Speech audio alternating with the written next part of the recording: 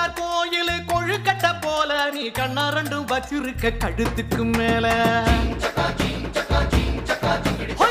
அடுப்பு மேல வச்ச பால் சட்டி போல நீ பொங்குறத பார்த்து பார்த்து பூனையாச்சு மூளை அழகு பைய புள்ள அழகு பைய புள்ள மலைய விரிச்சிட்டு காத்திருக்காத